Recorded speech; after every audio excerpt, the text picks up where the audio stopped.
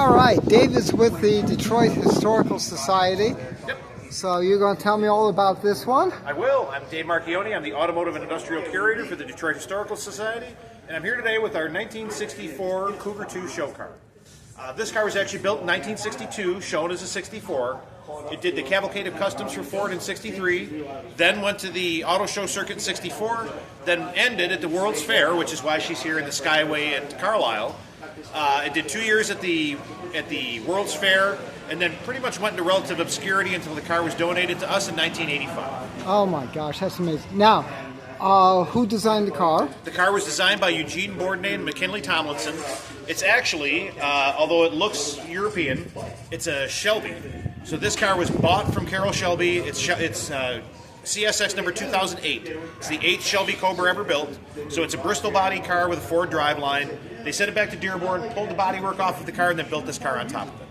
Unreal. Now, from my understanding, it's a pushmobile.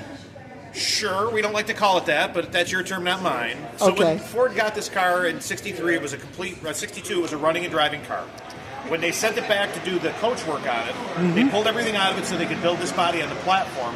The problem was when they went to put everything back together, they pulled the footbox of the passenger and driver compartment so far forward, you couldn't get the heads back on the motor.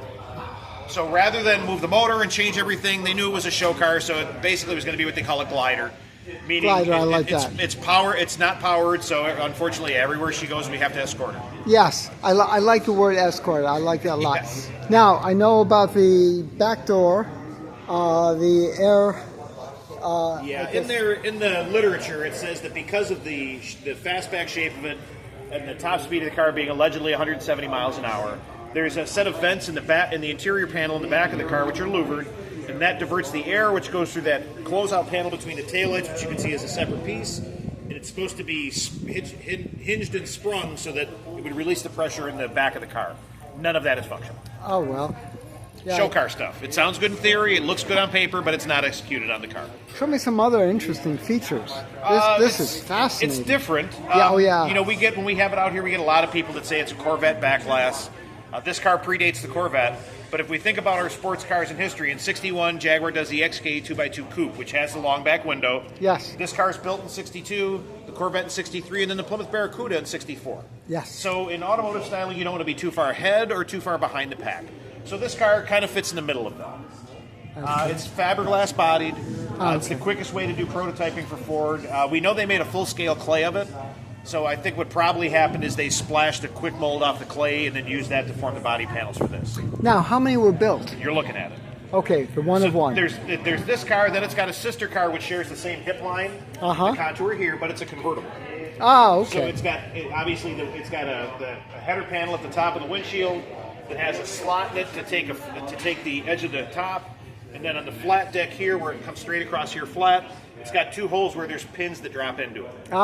So it's set up as a convertible. So it has different taillights. It has roughly the same front end treatment. So it's not a carbon copy of it, but it's got a lot of the same styling feel to it. Very good.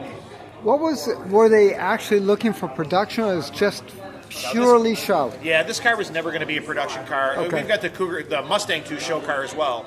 Yeah. And the Mustang 2 show car has Falcon inner panels and Fairlane floor pans. So you can see how they were already starting to get their head around what parts they could use to make the car work. Right. This car, they bought a complete car from Shelby, removed the body on it, and dropped this body on it. Gotcha. The goal was never to go into production with this. Very we had good. it here 2 years ago for the 60th anniversary of the Mustang. It's a pretty amazing, that was the turbine cars, the debut of the production, the 50 turbine cars. Yeah. So actually within our collection, we've got 3 cars were at the World's Fair. This one was there, the Mustang 2 was there, and we have a turbine car in our collection, which was also there. That's great. This is absolutely remarkable. That's a great car. Thank you very much. Really appreciate it. And can I sit in it? You can absolutely not sit there. Appreciate I hate to hurt people's hopes and dreams, but we have to preserve them. Oh, of course. Thank you very, very much. I appreciate it. Absolutely happy to be here. Have a good day now. You too.